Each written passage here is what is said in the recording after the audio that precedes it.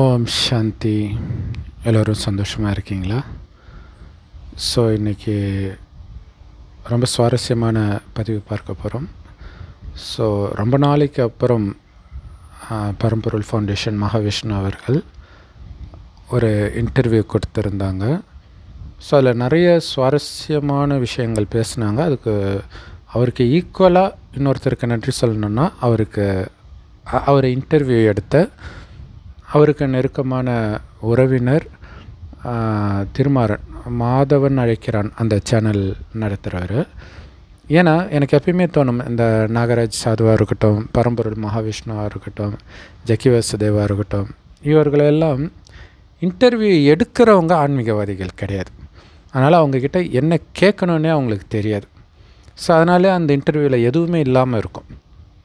So அந்த குறையை இந்த இன்டர்வியூ நிறைவு செஞ்சுருக்குது. காரணம், இதை இன்டர்வியூ எடுத்த அந்த திருமாறன் அவர்களும் பரம்பொருள் ஃபவுண்டேஷனில் அவரோடவே பயணித்ததுனால, அவரும் ஒரு ஆன்மீகவாதியாகவே இருக்கிறதுனால ரொம்ப அற்புதமான கேள்விகள் கேட்டிருந்தார். ஸோ அதில் ஒரு சமயம் கடவுளை பற்றி பேச்சு வருது. கடவுளை உணர்ந்துட்டிங்களா, யார் உங்களுக்கு கடவுள் அப்படின்னு கேட்குறாரு. ஸோ அப்போ பரம்பொருள் மகாவிஷ்ணு அவர்கள் கடவுள் இல்லாத இடம் எது? 14 லோகத்திலும் கடவுள் இல்லாத ஒரு இடத்தை உங்களால் சொல்ல முடியுமா? இந்த கல்லில் இறைவன் இல்லையா அப்படிலாம் கேட்குறார். ஸோ அதுக்கு நிறைய சித்தர்கள் எழுதிய பாடல்கள் எல்லாம் அவர் சொல்கிறார்.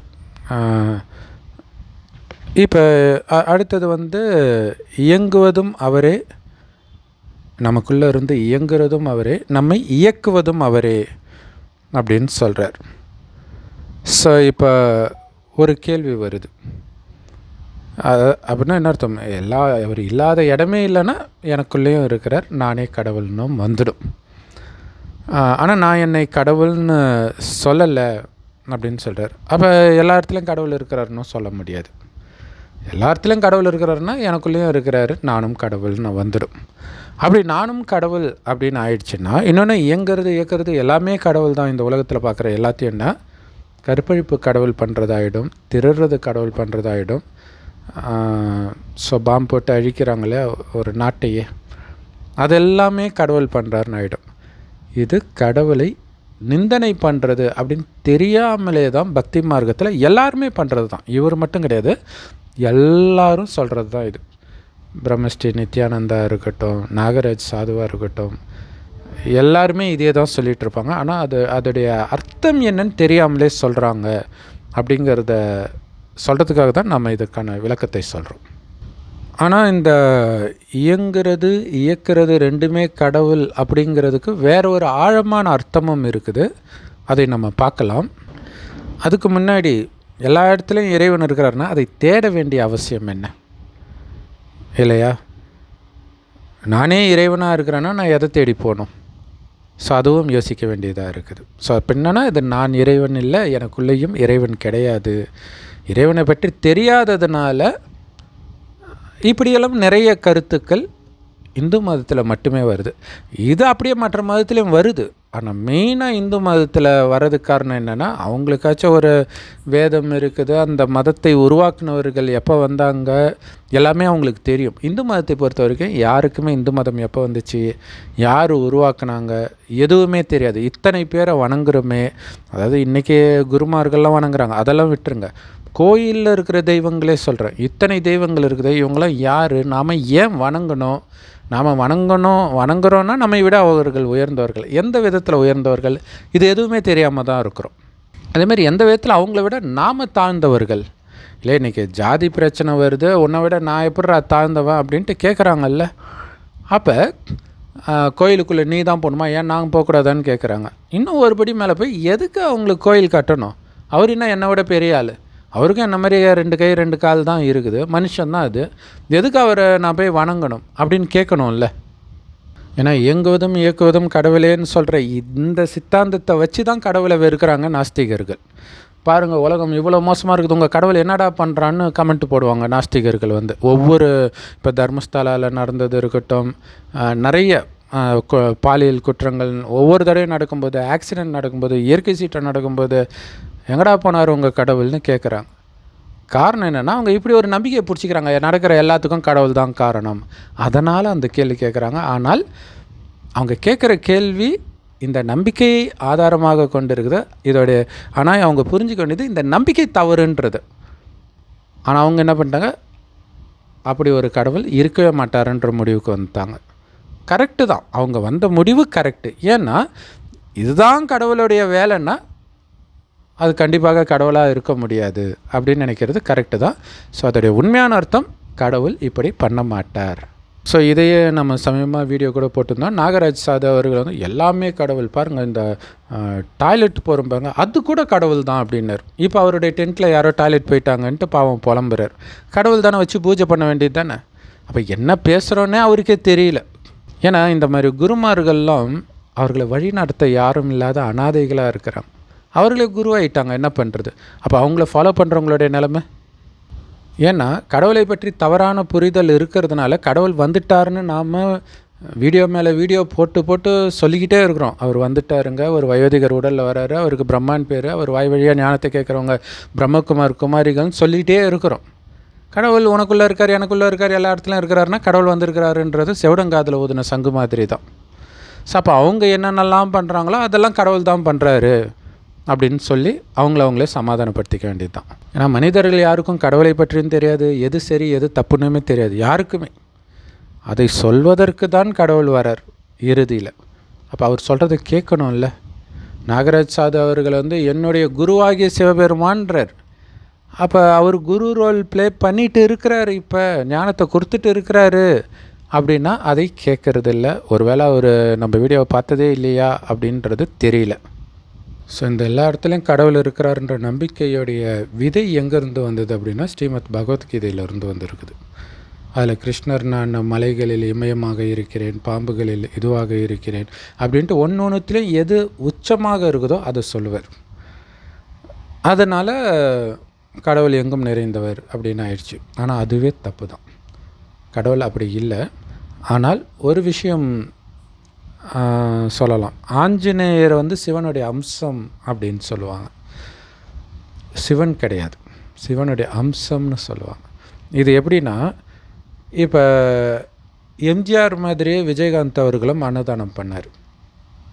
அப்போ விஜயகாந்த் எம்ஜிஆரா? கிடையாது. எம்ஜிஆர் மாதிரி இவரும் பண்ணார். விஜயகாந்த் வேறு, எம்ஜிஆர் வேறு. அதே மாதிரி கடவுளுடைய குணங்கள் மனிதர்கள்கிட்ட அங்கங்கே கொஞ்சம் கொஞ்சம் பேர்கிட்ட இருக்குது. அது கடவுளுடைய குணங்கள். அந்த குணம் இருக்கிறதுனால அவங்க கடவுள் கிடையாது, அதை புரிஞ்சுக்கணும். ஸோ அதேமாதிரி மழை பொழிந்தால் கடவுள் தான் மழை பெய்ய வைக்கிறாரு, சுனாமி வந்தால் கடவுள் தான் சுனாமி வர வைக்கிறாரு, நிலநடுக்கம் வந்தால் கடவுள் தான் பண்ணுறாரு, கிடையாது. அது கூட பரவாயில்ல, ஒரு நாடு இன்னொரு நாடை தாக்கிச்சுன்னா பாருங்கள் கடவுள் வந்து தண்டனை கொடுத்துட்டாரு. ஸோ இது வந்து எல்லா மதத்துலேயும் இருக்குது. இதுதான் பிரச்சனை, மதங்களை உருவாக்கியது மனிதர்கள், அதை புரிஞ்சுக்கணும். ஸோ அதனால் அதில் கண்டிப்பாக தப்பு தான் இருக்கும். அது உண்மையிலே கடவுளுக்கு நிந்தனை. தப்பு அதாவது தண்டனை கொடுக்கறது கடவுளுடைய வேலை கிடையாது. கடவுள் அதாவது மழை பெய்கிறதுக்கு கடவுள், அதாவது கரெக்டாக மழை பெய்யுறது, அதிக மழை பெய்து பாதிப்பை ஏற்படுத்துறதில்ல, கரெக்டாக மழை பெய்யறதுக்கு கடவுள் நேரடியாக காரணம் இல்லை, மறைமுகமாக காரணம். எப்படின்னா திருக்குறளில் கூட சொல்லியிருக்குங்களா, நல்லவர்கள் இருந்தால் அங்கே மழை பெய்யும் அப்படின்ட்டு. அப்போ அந்த நல்லவர்களுக்கு இருக்கக்கூடிய நல்ல குணத்தை கொடுத்தது கடவுள். அந்த குணம் இருக்கிறதுனால அங்கே மழை பெய்யுது. கெட்டவர்கள் இருக்கும் பொழுது அங்கே அசம்பாவிதம் நடக்குது. அது கடவுள் கொடுக்கல. அந்த நல்ல குணத்தை இழக்கிறாங்க, இழந்தால் தானாகவே கெட்ட குணம் அவங்கள ஆட்கொள்ளுது. அப்போ அப்படி மாறுது. சரி, எப்போ கடவுள் நல்ல குணத்தை கொடுத்தார் அப்படின்னா, இப்போ நமக்கு கெட்ட குணம் எப்படி வருது இல்லை? ஒன்று முன் ஜென்மத்திலிருந்தே வந்திருக்கும் இந்த காமம் போன்ற விஷயங்கள். அடுத்தது நண்பர்கள் கூட பேசுகிறது, சினிமா பார்க்குறது, இந்த மாதிரி விஷயங்களை நிறைய கெட்ட குணங்கள் நம்ம கிரகிச்சிருப்போம். மொத்தத்தில் அது வெளியிலிருந்து நமக்குள்ளே வருது.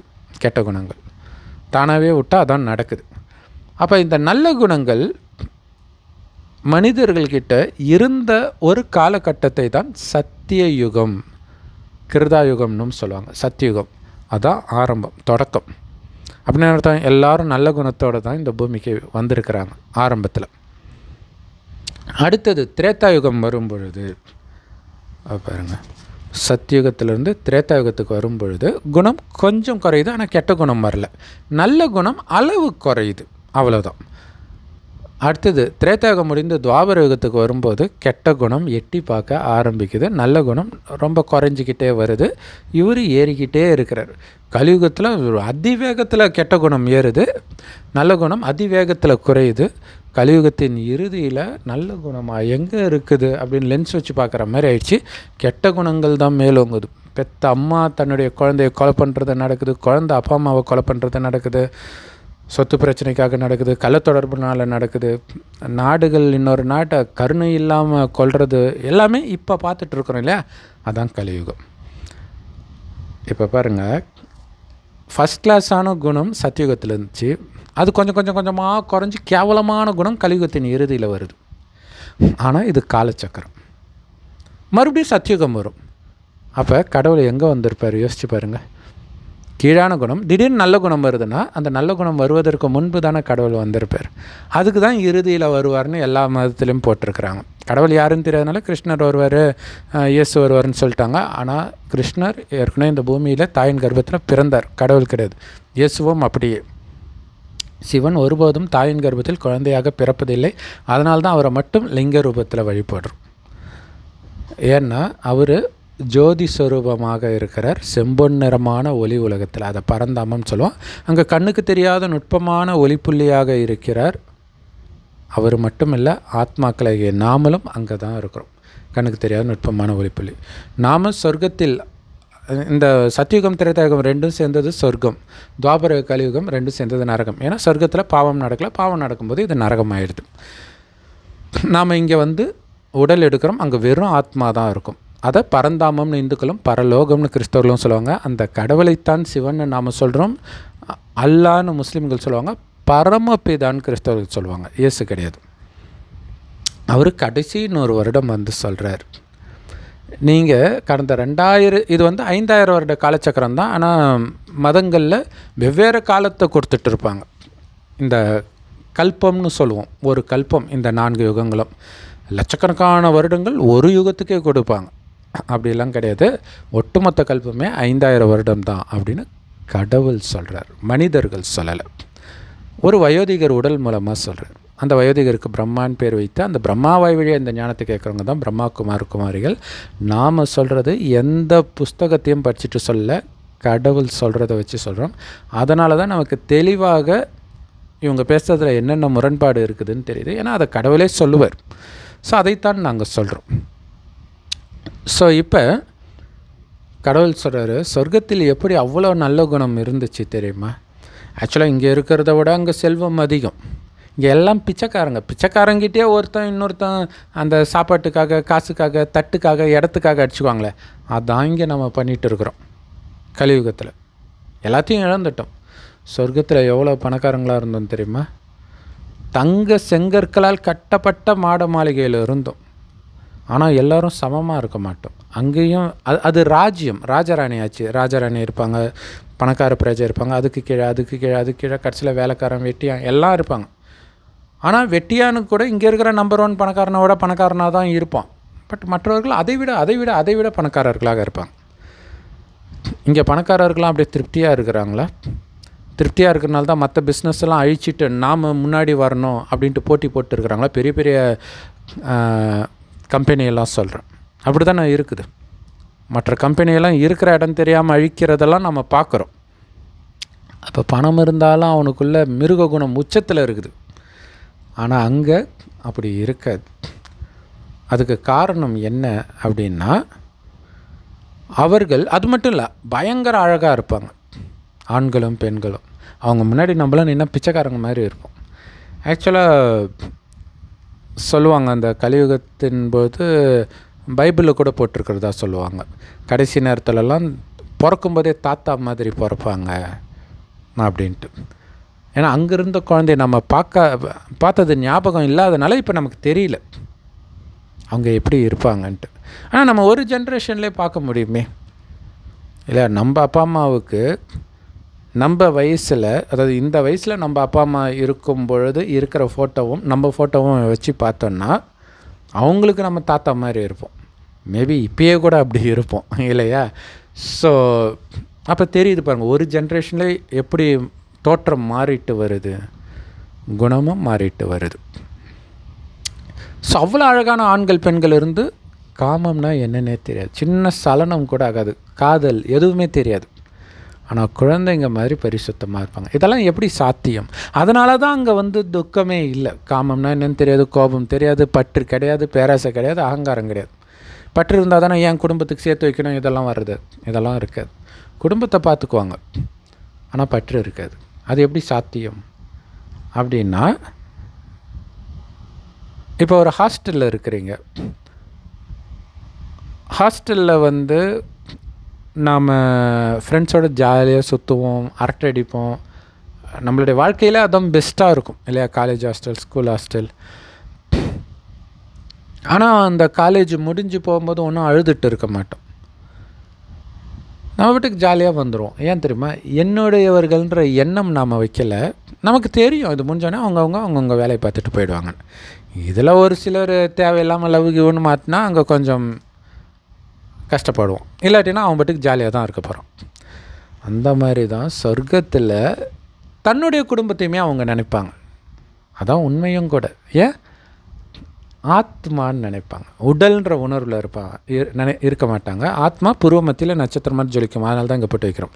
அந்த ஆத்மா தான் கண்ணு வழியாக பார்க்குது, வாய் வழியாக பேசுது, அனைத்தையும் செய்யுது.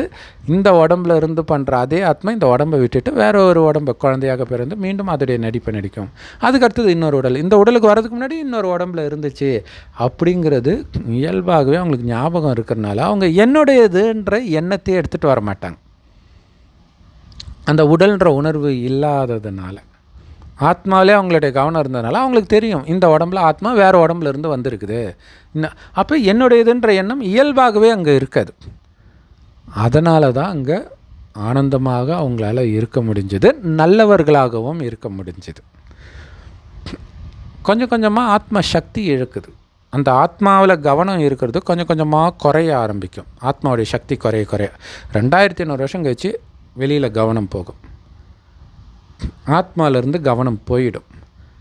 அப்போ தான் ஆத்மான்றதை ஆனால் ஆத்மாவில் இருக்கும்போது சதா ஆனந்தமாக இருக்கும். ஏன்னா ஆத்மாவுடைய உண்மையான குணம் ஆனந்தம், அமைதி.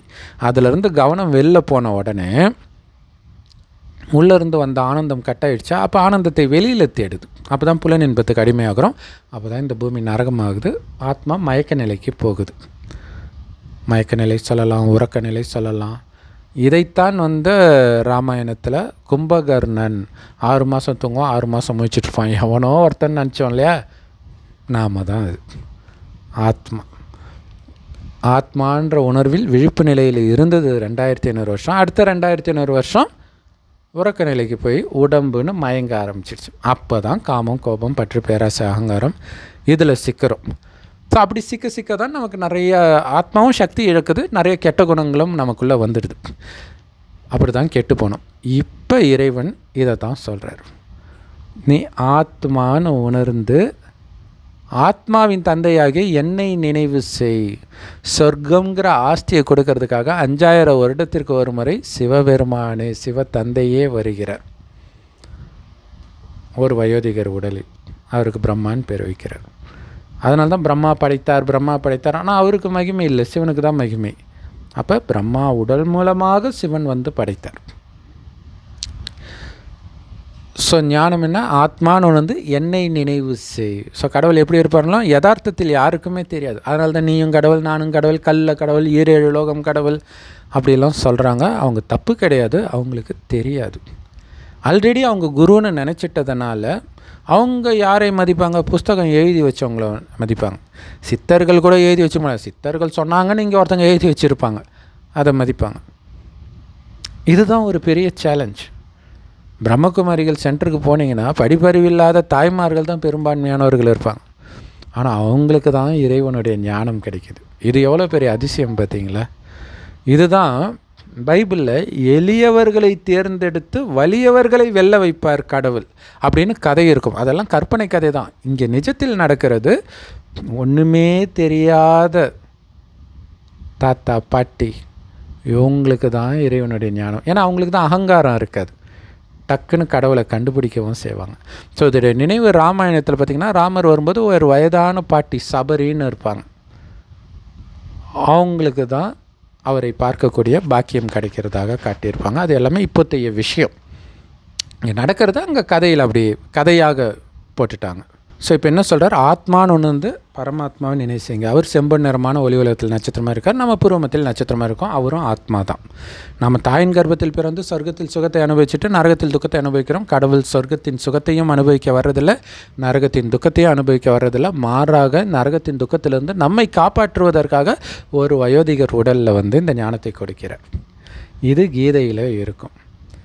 இந்த முட்டாள்கள் என்னை சாதாரண மனிதன்னு நினச்சிட்டு இருக்கிறாங்க அப்படின்னு கிருஷ்ணர் சொல்கிறதா இருக்கும். அது கிருஷ்ணர் கிடையாது, சிவன் பேசுகிறது. ஏன்னா அவருக்கு உடம்பு கிடையாதுல்ல, இன்னொரு உடம்புல வந்து பேசும்போது பேசுகிறது கடவுள்னு அவங்களால கண்டுபிடிக்க முடியல. இது அங்கே வெளிப்பட்டு இருக்குது. குறிப்பாக இந்த பைபிள், குரான், ராமாயணம், மகாபாரதம், கீதை இதிலெல்லாம் வந்து இறைவனுடைய இந்த ஞானம் இப்போ கொடுக்கறது வெளிப்படும். அங்கங்கே இறைவனுடைய நேரடி ஞானம் கேட்கும்போது தான் நமக்கு தெரியும். ஸோ இப்போ கடவுள் சொல்கிறார், ஆத்மான்னு ஒன்று வந்து பரமாத்மாவை நினைவு பண்ணிக்கிட்டே எல்லா காரியத்தையும் பண்ணுங்கள்.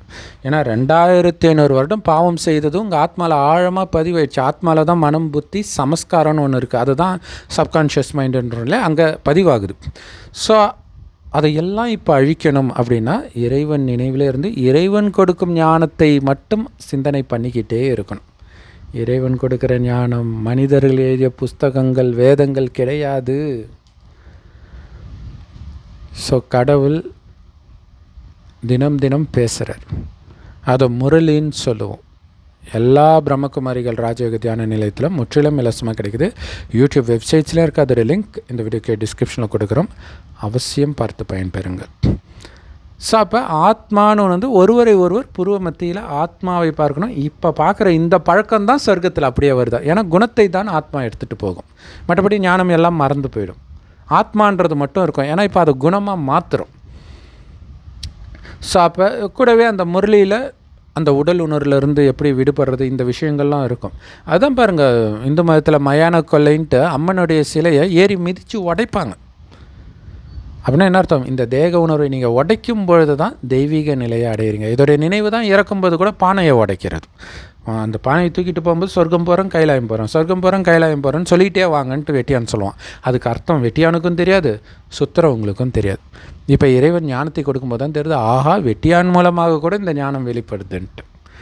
கைலாயம் சிவன் இருக்கிற இடமாக பக்தியில் நம்பிட்டு இருக்கிறாங்க. இமயமலையில் கடவுள் இல்லை, செம்பன் நிறமான ஒளி உலகத்தில் ரொம்ப ரொம்ப ரொம்ப ரொம்ப உயரமான இடம், அதை விட தூரமான இடம் கிடையாதுன்ற.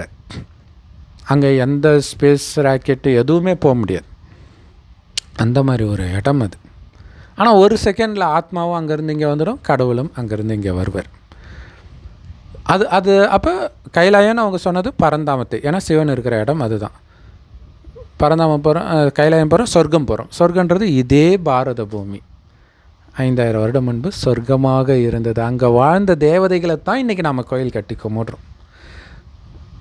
இந்த ஞானத்தை எடுக்கிற குமாரிகள் அந்த தெய்வீக குணத்தை நிரப்பிட்டு அங்கே போயிடுறாங்க. தெய்வீக குணமுடைய மனிதர்களைத்தான் தேவதைகள்ன்றோம். கடவுளுடைய குணம் இப்போ நமக்கு ஞானமாக கொடுத்து அவருடைய குணமை நம்முடைய குணமாக மாற்றுறார். கடவுள் சொர்க்கத்துக்கு வர்றது கிடையாது. அதனால தான் அன்பே சிவம், நமக்காகவே சொர்க்கத்தையும் படைச்சிட்டு அங்கே அனுப்பிட்டு அதற்கு நம்மை தகுதிப்படுத்திட்டு அவர் மேலே போயிடுறார். திரும்பி வர்றதில்லை. மறுபடியும் 5000 வருடம் கழித்து நாம் அலற சத்தம், துக்கத்தின் அலறல் சத்தம் கேட்டு வரார். அது வரைக்கும் வர்றதே கிடையாது. சொர்க்கத்துக்கு அவர் வர வேண்டிய அவசியமும் கிடையாது, ஏன்னா அவ்வளோ ஆனந்தமாக இருப்போம். நாம் அவர் அங்கே கூப்பிட்றதும் கிடையாது. துக்கம் வரும்போது தான் கடவுளையே நினைக்கிறோம். ஸோ ஆத்ம உணர்விலிருந்து இறைவனை நினைக்க ஆத்மா சக்தி பெறும். ஆத்மான்ற உணர்வில் நிலை பெறுவோம். பிறரையும் ஆத்மான்னு பார்ப்போம். உடலையே பார்க்கலன்னா அப்புறம் எப்படி காமம் வரும் இல்லையா? எல்லா ஆத்மாவும் இறைவனுக்கு குழந்தை தான். அப்போ எல்லோரும் எனக்கு சகோதர ஆத்மா மட்டுமே, சகோதரி கூட கிடையாது. ஏன்னா உடம்பு தான் ஆண் பெண். இறைவன் அதாவது அந்த காலத்தில் அப்பாவுடைய சொத்து ஆண் குழந்தைக்கு கொடுக்கறதுனால நாம் ஆண்கள். பெண் உடலில் இருந்தாலும் அந்த ஆத்மா ஆண்கள், ஆண் குழந்தை. ஸோ அப்போ எல்லோரும் சகோதர ஆத்மாவாக பார்ப்போம். ஆத்ம ரீதியாக சகோதரன், உடல் ரீதியாக கூட கிடையாது. ஸோ அப்போ எப்படி காமம் வரும், கோபம் வரும், பற்று வரும், பேராசை வரும், அகங்காரம் வரும். ஆனால் நம்மக்கிட்ட வந்து ஏன்னா உலகம் அழிய போகுது. அழியிறதுக்கு 100 வருடம் முன்பு தான் வரார். அவர் வந்து 90 வருஷம் முடிஞ்சிச்சு. ஸோ உலக அழிவு அதிவேகத்தில் நெருங்கிட்டு வர்றதை நாமளே பார்க்குறோம். இல்லை, உலக யுத்தத்தை பார்க்குறோம், வேலையில்லா திண்டாட்டத்தை பார்க்குறோம். ஏன்னா செஞ்ச பாவத்துக்கு தண்டனையெல்லாம் அனுபவிக்கணுமே. சாப்பாட்டுக்கு வழி இல்லாத நிலை வரும் பெரிய பெரிய கோடீஸ்வரர்களுக்கே. அப்போ மற்றவர்கள் நிலைமை கேட்கவே தேவையில்லை. கடைசியில் எல்லாம் புல் சாப்பிடுவாங்க. இப்போ ஆல்ரெடி காசால தான் சாப்பிட்டுட்டு இருக்கிறாங்க. இங்கேயும் நடக்கும். நான்வெஜ் இல்லாமல் என்னால் சாப்பிடவே முடியாதுன்னெலாம் அப்போ சொல்ல மாட்டாங்க. எது கிடைச்சாலும் பரவாயில்லன்னு சாப்பிடுவாங்க.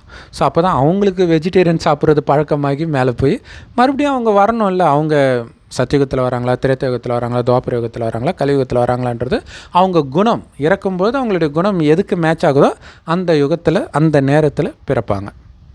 ஆனால் இப்போ காமம் இல்லாமல், கோபம் இல்லாமல், ஏன்னா எதுவுமே நிதிலன்னா என்ன கோபம் வருது? அநியாயம் நடந்தால் கோபம் வருது. அநியாயம் உங்களதே இல்லைன்னும் போது எப்படி அநியாயம்? வேறு யார் பொருளாக எடுத்தால் நீங்கள் ஏன் கவலைப்பட போகிறீங்க இல்லையா? ஸோ அப்போ கோபம் போகும், பற்று போகும். யாருமே என்னுடையவர்கள் கிடையாது, எங்கேருந்தோ வந்தது. அது அந்த கீதா சாரத்திலே சொல்லுவாங்க, பக்தி மார்க்கத்தில். நேற்று இன்னொருத்தருடையதாக இருந்தது, இன்று உன்னுடையதாக இருக்குது, நாளைக்கு இன்னொருத்தருடையதாக போக போகுது. எதுக்கு பற்று? நீ என்ன எடுத்துகிட்டு வந்த இழக்கிறதுக்கு? ஸோ இதெல்லாம் அந்த ஆத்ம உணர்வில் ஆத்ம சிந்தனை பண்ண பண்ண பண்ண பண்ண உங்களுக்கு வரும். அப்போ அந்த தெய்வீக குணம் இப்போ வருது இல்லையா? அந்த தெய்வீக குணம் நிரம்பியவர்கள் மட்டுமே வரும்பொழுது அங்கே தினமும் மழை பெய்யும். நைட்டு 10 மணிக்கு ஆரம்பித்து 12 மணிக்கு முடிஞ்சிடும். காலைல மழை பெஞ்சதுக்கான அறிகுறியே தெரியாது. யமுனை நதி கரையோரம் டெல்லியில் தான் சொர்க்கம் இருக்கும். அங்கே அந்த தண்ணி வந்து அளவு ஏறவும் செய்யாது, குறையும் செய்யாது. வருஷம் ஃபுல்லாக ஒரே மாதிரியே ஓடுமா. ஏன்னா ஒரே சீராக மழை பெய்யுது இல்லையா? ஸோ இதெல்லாம் எப்படி சாத்தியமாகுது? நம்மளுடைய குணம் மாறுறதுனால. ஸோ அப்போ அங்கே கடவுள் பண்ணுறாரானா டைரெக்டாக கிடையாது, அது இயற்கை தான். ஆனால் உங்களுடைய குணத்திற்கு ஏற்ப தான் அந்த இயற்கையே வேலை செய்யுது. அப்போ உங்கள் குணம் மோசமாகுது. இன்றைக்கி எல்லாருடைய குணமும் மோசமாகிறதையும் பார்க்குறோம். இயற்கை சீற்றம் சும்மா பிச்சு உதறதை பார்க்குறோம். ஒரு வருஷத்துக்கு பெய்கிற மழை ஒரே நாளில் பெய்யுது. பாலைவனத்தில் மழை பெய்யுது. உலக அழிவு அதிவேகத்தில் நடக்கிறத பார்க்குறோம். ஸோ இப்போ உங்களை பாதுகாத்துக்கிறதுக்கு அந்த மாதிரி சாப்பாட்டுக்கு வழி இல்லாத நிலை, இந்த மாதிரி எப்படியும் உலக அழிய தான் போகுது. நாம் உடலை விட்டு போக தான் போகிறோம். ஆனால் கஷ்டம் அனுபவிக்காமல் போகணும் அப்படின்னா முதல்ல பாவத்தை அழிச்சிடுங்க. பாவத்துக்காக தானே தண்டனை கிடைக்குது, பாவத்தை அழிங்க. எப்படி? அந்த பாவத்தின் குணம் உள்ளே இருக்குது இல்லையா? காமம், கோபம். அப்படின்னா என்னன்னே தெரியாத அளவுக்கு இறைவன் நினைவில் மூழ்கி மூழ்கி மூழ்கி இறைவனுடைய ஞானத்தை சிந்தனை பண்ணி பண்ணி அந்த தெய்வீக குணத்தை நிரப்பி நிரப்பி அசுர குணத்தை ஃபுல்லாக அழிக்கிறது. அப்படி அழிச்சிட்டிங்கன்னா உலகம் அழியும். துடிப்பாங்க உங்களை சுற்றி எல்லாம். ஆனால் உங்களுக்கு சொர்க்கத்தின் காட்சி கிடைக்கும்னு கடவுள் சொல்கிறார். உங்களுக்கு சொர்க்கத்தில் இருக்கிற மாதிரியே இருக்கும். மற்றவர்களுக்கு உங்கள் மூலமாக அவங்களுடைய இஷ்ட தெய்வம் காட்சி கிடைக்கும். கிறிஸ்டின் வராங்கன்னா நீங்கள் இயேசுநாதர் மாதிரி தெரிவிங்க. இறைவனை நினைங்கன்னு சொல்லுவீங்க. இயேசுவே சொல்லிட்டார்ப்பா, அப்போ இறைவன் மேலே தான் இருக்கிறாருன்னு நினைப்பாங்க. அப்படி தான் ஆஞ்சநேயர் பக்தருக்கு ஆஞ்சநேயராக தெரிவிங்க, கிருஷ்ண பக்தருக்கு கிருஷ்ணராக தெரிவிங்க. இந்த மாதிரி நிறைய விஷயங்கள் நடக்கும். ஸோ இதெல்லாம் கடவுள் நம்மை வைத்து பண்ணுறார். ஸோ அப்போ அந்த ஆஞ்சநேயர் சிவனுடைய அம்சன்றதுலாம் வேறு யாரும் இல்லை, நாம தான். குரங்கு புத்தி கொண்ட நம்ம தெய்வீக நிலையை அடையிறதுனால அந்த குரங்கு உருவம் கொண்ட ஆஞ்சநேயரை கோயிலில் வச்சு வழிபடுறாங்க. ஸோ இவ்வளோ பெரிய அற்புதமான ஞானம் கிடைக்காம புத்திக்குள்ளே நுழையாமல் இருக்கிறதுக்கு முட்டுக்கட்டை போடுற ஒரு நம்பிக்கை அல்லது மூட நம்பிக்கை தான் கடவுள் எங்கும் நிறைந்தவர் அப்படின்னு சொல்கிறது. ஸோ அந்த முழுக்க முழுக்க தெய்வீக குணம் இருக்குது. அந்த குணம் குறைய குறைய இயற்கை சீற்றத்துலேருந்து கஷ்டம் எல்லாமே வருது. கடவுள் கொடுக்கல. கடவுள் நல்ல விஷயங்கள் நடப்பதற்காக, செல்வம், ஆரோக்கியம் எல்லாமே வருவதற்கான நல்ல குணத்தை நிரப்புறார். அந்த குணம் குறைய குறைய கெட்ட விஷயங்கள் நடக்குது. அதுக்கு கடவுள் காரணம் கிடையாது. கர்மத்தின் விதி நடக்குது. அந்த கர்மத்தை உயர்ந்த கர்மமாக இப்போ கடவுள் கற்றுக் கொடுக்குறார். நீங்களாலாம் கற்றுக்க முடியாது. ஏன்னா எல்லாருமே பாவிகளாகிட்டும் கலியுகத்தில். அப்போ யாருக்கு சொல்லிக் கொடுக்கறது இல்லையா? எல்லாம் புதகுழியில் மாட்டிகிட்ருக்குறோம். யாரை காப்பாற்றுறது? எல்லாருமே கீழே நோக்கி போயிட்டு இருக்கிறோம். கடவுள் தான் நம்மளை தூக்குறார். ஸோ அப்போ கிருஷ்ணர் கடவுள்ன்றாங்க இல்லையா, கிருஷ்ணர் தான் சொர்க்கத்தில் பிறக்கிற முதல் குழந்தை. சிவனுக்கு ஈக்குவலாக இருப்பார் குணத்தில். சிவன் பிறக்கிறது கிடையாது, ஒரு வேளை பிறந்தால் எப்படி அழகாக இருப்பாரோ அந்த மாதிரி கிருஷ்ணர் இருப்பார். அதனால தான் கிருஷ்ணருக்கு அவ்வளோ மகிமை. ஆனாலும் அவர் கடவுள் கிடையாது. ஏன்? கிருஷ்ணர் அந்த பிறவி கிருஷ்ணராக இருப்பார், அடுத்த பிறவிலே கொஞ்சம் கொஞ்சமாக கலைகள் குறையும், ஆத்மாவுடைய சக்தி குறைஞ்சிக்கிட்டே வரும். கடைசியில் சாதாரண மனிதனாக எல்லா தவறான காரியமும் நம்ம பண்ணுற எல்லாமே அவரும் பண்ணுவார். நீ தான் கிருஷ்ணராக இருந்தேன்னு அவருக்கு ஞாபகப்படுத்துறதுக்கு தான் சிவன் வருகிறார். கிருஷ்ணர் ஆத்மாவின் கடைசி ஜென்மத்தில் அவர் எடுத்த உடலுக்குத்தான் பிரம்மான்னு பேர் வைக்கிறார். அதனால தான் நீங்கள் கிருஷ்ணர் கோயிலில் சில கோயில்களில் பார்த்தீங்கன்னா விஷ்ணு படுத்துட்டு இருப்பார், அவர் தொப்புலேருந்து தாமரை கொடி இருக்கும், தாமரை மேலே பிரம்மா இருப்பார். ஒரே ஆத்மா, கிருஷ்ணருடைய ஆத்மா வயோதிக நிலை அடையும் போது அல்லது கடைசி நிலை அடையும் பொழுது பிரம்மாவாக மாறுகிறார். ஆனால் எப்படி மாறுறாரு? சிவன் அவர் உடலில் பிரவேசமாகி அவருக்கு பிரம்மான்னு பேர் வைக்கிறார். ஆக்சுவலாக இந்த மெசேஜ் ஒளிஞ்சிருக்குது. விஷ்ணுவும் பிரம்மாவும் யார் பெரியவங்கன்னு அடிச்சுக்கிட்டு சிவன்கிட்ட போய் கேட்டாங்கன்னு சொல்கிறாங்க இல்லையா. அங்கே விஷயம் என்னென்னா, சிவன் பெரியவர், அது ஓகே.